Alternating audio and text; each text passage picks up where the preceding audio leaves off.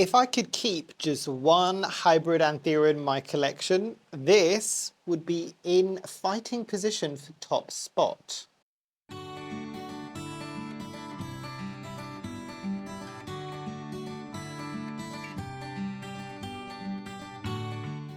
Hi, my name is Memo, this is my channel Houseplantygoodness, and essentially it's a place where I like to geek out about my big passion. You might be able to see some of it behind me, it's tropical houseplants. So the Anthurium radicans crossed with the luxurians on paper seems perfect. It's got the texture of the actual luxurians parents as well as some of the vigor and growth habit of the other parent, the radicans. But in this video, I want to dive into a bit more as to how I have found growing this plant and what things may have annoyed me, what things worked, what things didn't work, in order to help you best decide whether or not this is a plant that you might want to add to your collection at some point in the future. So again, for the people that have been here for a while, they might not be surprised to see the hybrid Anthurium that I'm talking about, the radicans crossed with the luxurians. And just for good reference, and I've only got 3 here of the 4 that I've got in my collection. That should tell you something. This was the original plant that I got probably just over a year ago at this point. And there is a new leaf that's coming through. There is a sphagnum moss collar, and I'll talk about that a bit later on in accessories and care. There's a couple of pups that are happening in this plant. And there is another one here, which has also got a new leaf. Sadly, one of the new leaves, and this is the first time it's ever happened on an Anthurium radicans crossed with the luxurians. I need to keep reminding myself of this. And by the way, I am going with what the label said on the plants when I bought them. I bought them and it said radicans crossed with the luxurians. I am sure there's going to be people in the comments going, oh no, you've got luxurians crossed with the radicans. I don't think I've seen that one.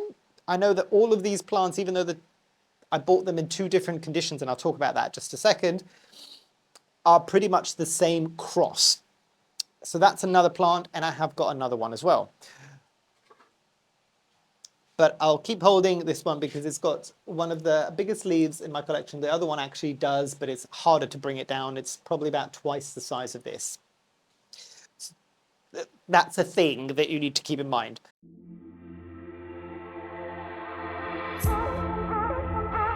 Background on this plant, and I'll pick up actually the original for a second. So you can see there's a bit of damage there, both from light and watering, and we'll touch on that.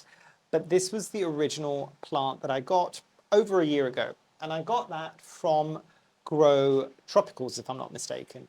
Absolutely fine. The plant came in perfect condition, and it did really well for quite a few months. It's later on that it kind of had a bit of a downhill, and we'll touch on that.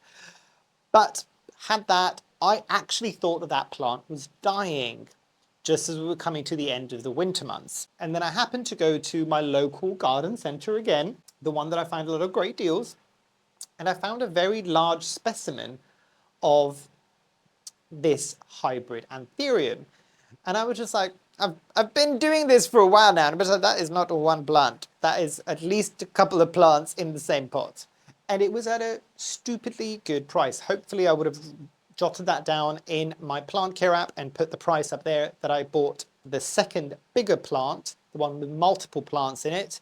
And I'll also add the price of the original plant when I got it from Grow Tropicals. I may have even got the original plant at the Malvern Spring Festival, the RHS Malvern Spring Festival, either last year or the year before. I'm trying to remember now. But when I did bring it home, the one from the garden centre, I did unpot it because I'm just like, you're in straight up cocoa coir? Absolutely not. I've already grown you once. You do not need straight up cocoa coir in this space. And more on that in just a second. But I took it out and there was 3 plants within that one pot. And it was super, super cheap, as I said. So I'm just like, this is a great deal. And at least I get to retry this plant because I know that a lot of people that I've spoken to online have always had great success with this. Probably more so, I would go on a limb to say, than a lot of other hybrids out there, not all of them, because you do get hybrid vigor. If you want me to do a whole video on hybrid vigor, let me know down below. I can, and that's a very interesting topic. We touched on it briefly with Jos when I was doing the video, the kind of interview with him. And Jos, for the people that haven't seen the video, I'll link it at the top as well, is a commercial grower for hybrid anthuriums and regular anthuriums based in Europe. Loveliest of people as well. They've also got a podcast with Tanya, and I think Kaylee Ellen recently joined as well, and I'll put the name and the link to that down below as well. So when I got this plant, I thought, you know what, let me try separating it. I put it into net pots, all of the things. Again, I'll touch on that on accessories and care. But so far, so good.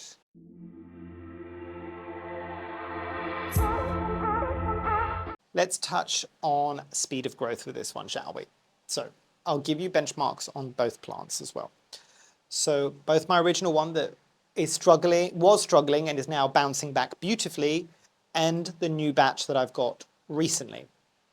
So if I was to benchmark this against a golden pothos in this space, because all of these plants are being grown in this space, if a golden pothos in the spring and summer, the growing season, would get 2 to 3 new leaves on a single stem, how many leaves would this get? Based on what I'm seeing, especially from this new batch of plants that I've got, about a leaf a month at a minimum, but very warm, bright days that are happening currently. Now in the winter months, and I can only judge the winter from the original plant that I have here, I would say either almost no growth at all, or maybe 1 leaf every 3 to 4 months if you are lucky, basically. At least that has been my experience. And to benchmark that again against the golden pothos in the space in winter, the golden pothos might get 1 to 2 new leaves on a growing stem. So there is that to remember. This is a plant that potentially could slow down to almost nothing during the winter months, and you need to be okay with that. The reality of this is I've never owned both of the parents of this cross. I've never owned the radicans specifically. Although having grown these now, I am very tempted to find one and grow one for its own merits. But the luxurians for me, and I know this is the interesting thing when it comes to luxurians, Anthurium luxurians, a lot of people will fall very cleanly in 1 or 2 camps. One camp that was just like, easiest plant I've ever grown. I don't understand how people have issues with it. And then the other camp where it's, I can never grow this plant. It will turn to mush every single damn time for me. And there's very rarely anybody that's in the middle of those 2 camps. It's one or the other. I unfortunately fall into the camp where I killed off 2 luxurians. I'm not trying them again. But this gives me a very similar texture to that plant and a hell of a lot faster. I found the luxurians painfully slow to grow. I may have even have done a review, possibly when I was still in the honeymoon phase for that plant. And if I have, I'll add it somewhere at the top as well. But yes, not the fastest or really any growth at all during the winter, but in the summer, it does kick up a notch. It's on the slower end of anthuriums, but not the slowest anthurium. I will say that.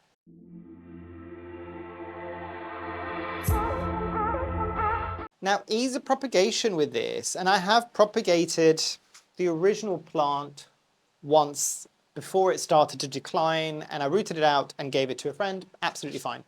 So a couple of things to remember with that one, and I'll bring it in so you can kind of see, and I'll hide my face.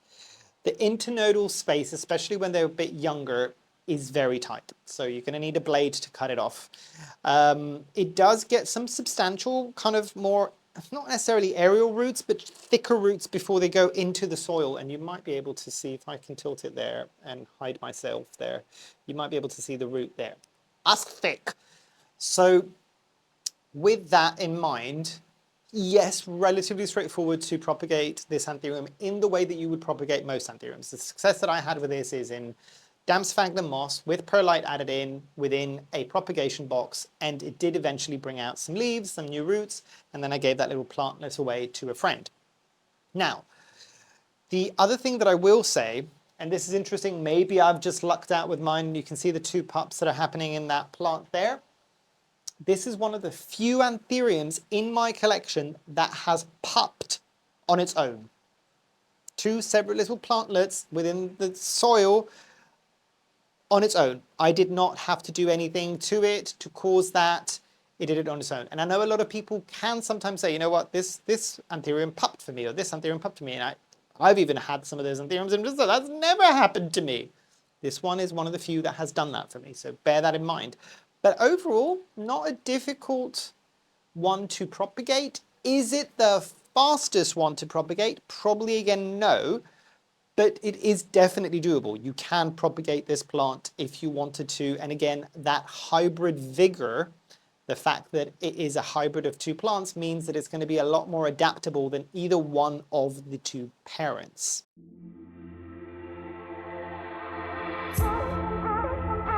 Now, availability on this one.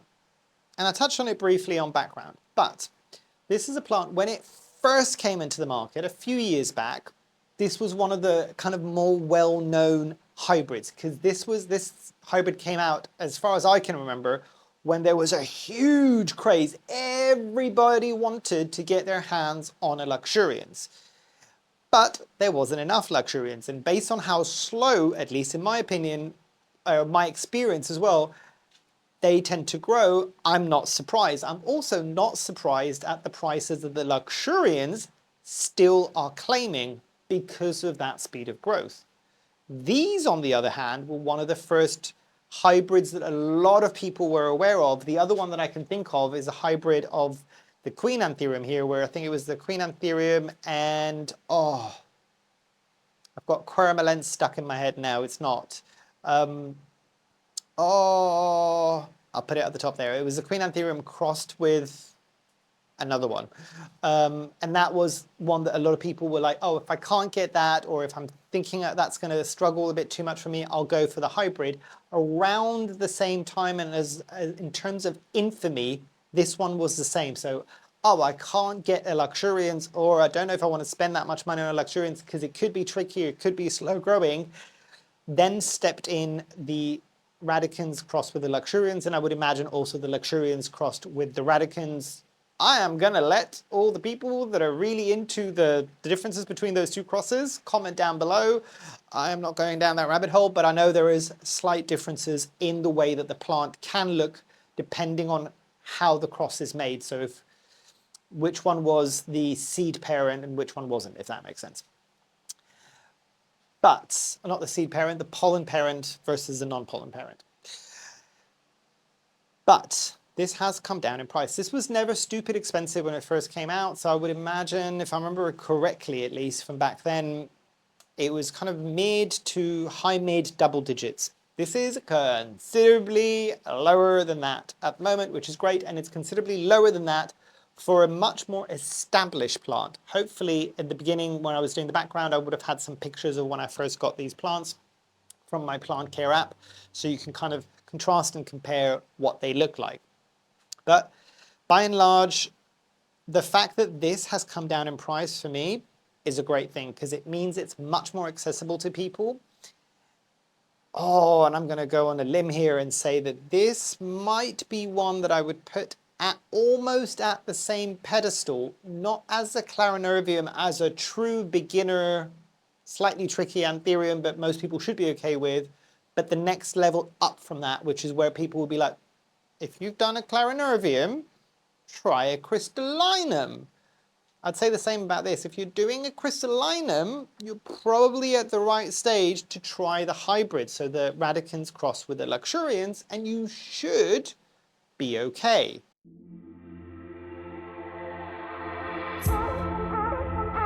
Now, pests with this one.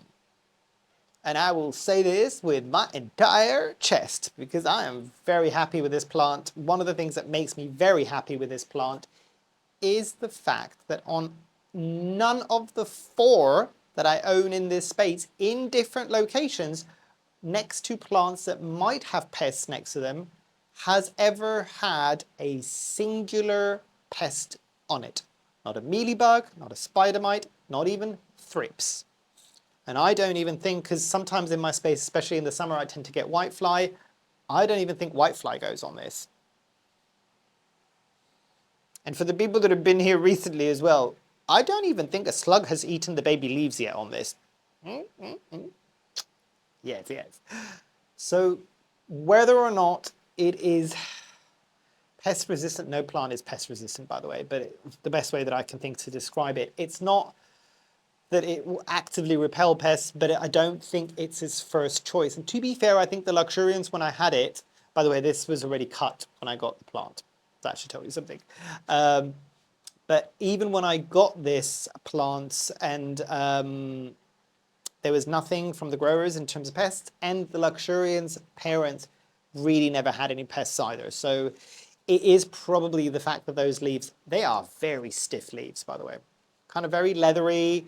The backside is kind of got the same ripples, but in opposite. Very, very cool. You can see this leaf is slightly lighter than this leaf. Again, it's where I'm growing these plants. They are growing in brighter conditions. This specific one is usually behind me here. So in some of the videos, you'll probably see this plant. But yeah, by and large, not an awful lot of pests in this.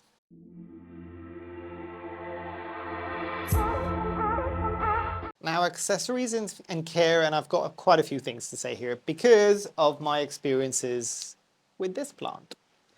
So, as I said, I got these other 3 plants that I bought. It was 1 plant more recently. So they are living their best lives. Same thing with that plant, by the way. It was living its best life when I first got it because, again, I got it around springtime, not winter. And you might be looking at this going, isn't that a bit like dry or isn't it causing issues? Listen, from my experience with both this and the luxurians, the biggest risk is root rot by far.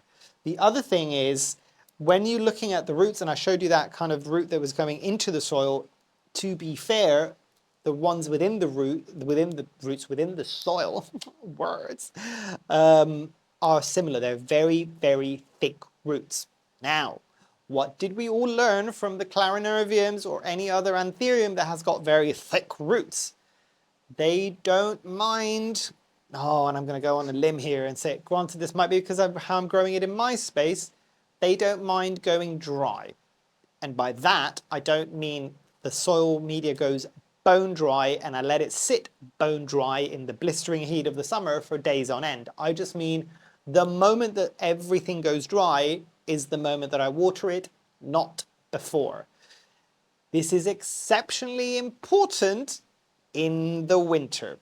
So, thing that I've learned the hard way from this plant, again, is net pot, very light aroid or Anthurium soil mix. Broken record, but I'm using Soil Ninja's Anthurium soil mix. For the people that can't get it in the States, think like 70 to 80% at a minimum, kind of orchid bark, perlite, chunky things, and maybe only 10 to 20% cocoa coir, basically. That's how light this is. And I have it in a net pot and I still have airflow moving around. Absolutely fine. And these are the plants that make me, like the expression in the UK is like squeaky bum. It's a bit like, oh, are you getting a bit too dry and there's a fan going and it's super hot and should I water you like a day early? No, it's still fine. It's still pushing out new leaves. I let it go that dry even when it's pushing out new leaves and it's fine. As I said, you can see this one's getting a bit lighter. Would this plant appreciate more medium light rather than the bright indirect light that I've got for it? Yes. Would I get darker leaves? Also yes. Would it also mean that I'm going to have fewer leaves and it would grow even slower than what it's been growing for me? Also yes, I would imagine. So I'd rather give it more light, get slightly lighter colored leaves rather than the darker leaves. For me, I know people want the dark leaves and they want to put it in a darker position. That's fine. But for me, I'd rather have more leaves and they can be a bit brighter rather than less leaves and they can be a bit darker. But again, personal choice. This plant can do both. So there is that. In terms of watering with this plant, it is very much, obviously we talked about like letting it dry out, but I will, not watering, fertilizing. For fertilization with this is weekly, the same as I usually do. Interestingly, this is one of the few plants in the winter that gets special treatment, which means that because it really doesn't do that much for me, and maybe it was just my experience with this because The reason that this is the way that it is now is because it got root rot 3 different times, because I had it in much denser soil mixes and I had it in a full plastic pot and it wasn't getting a lot of airflow and it wasn't getting great light. So lessons learned from that one. It's now getting better light. It's now got the net pot. And since I've done all that, granted we're in the growing season, it has exploded in growth again. But that plant I did not fertilize over the winter because that was also aggravating and stressing out the plant more than it needed to because it was already going through root rot. The true litmus test, and again I can update you in a year's time, is how these newer plants will fare this winter. Knowing what I know and knowing the adjustments that I had to make for that one to tell me that. Now, you might have noticed a sphagnum moss collar with this one, and all I've done is add some sphagnum moss. I've got like a clear plastic cup, sliced it in the middle, put some sphagnum moss, and it gets wetted every time I wet the plant as well.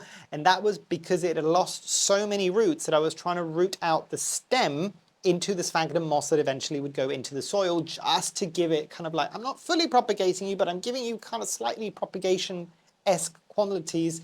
And by the way, that has worked 9 times out of 10 with me with struggling anthuriums. If your anthurium is struggling and you've lost a lot of roots and you've dealt with that, but you're just like, oh, it's really going to struggle, try a sphagnum moss collar. And I would go a step further, and I'm trying something now on one of my plants, because the problem that you'll get with a sphagnum moss collar is that when it goes bone dry, and it probably will go bone dry before you need to water it, before you need to water the pot, because then you get the same messed up situation that you get with moss poles, where it's just like, this is bone dry, but this is not dry, and I need to wet this, but without wetting this, how do I do that without...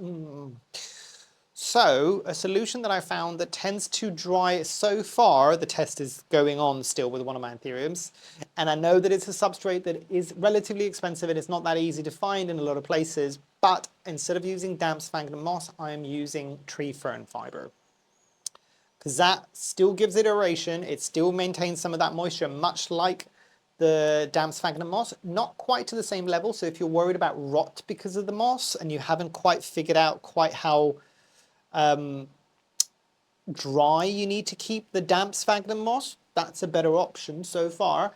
And it seems to be drying out roughly at the same level that the soil is, so that's a better option there for me. And I will, as I said, I'll see how I'm pointing behind the camera because that's where the Anthurium with that test is. I'll update you over the next few weeks and months. But that's the important things that I found about this plant. And again, I've said this in another video that I've filmed when it comes to the care, and I need to start saying this. What I have done for these plants is because I am growing them in my conservatory in the UK, which means very hot and drier summers in here, because I'm not getting a humidifier in here, because when the humidifier isn't running and it's nighttime, the humidity in here spikes at like 80 or 90%. It's fine if it drops during the day. By drops, I mean it drops down to 50 to 60%, just to give you some context there. But in the winter, it's 70 to 80% all the time, and it can get a bit cool in here. So a lot of what I'm choosing in terms of net pots, use them, I still swear by them. But just be aware that you're going to need to make some adjustments. Just because I'm using net pots and very chunky anthurium mixes for a lot of things, doesn't mean that if you're growing it in a household condition where it's very dry and you don't have high humidity levels, but maybe you've got brighter light or lower light, that that exact same setup will work for you. But I'd rather err on the side of caution with something that is more airy and less likely to lead to root rot and have to water a bit more frequently than the opposite, if that makes sense.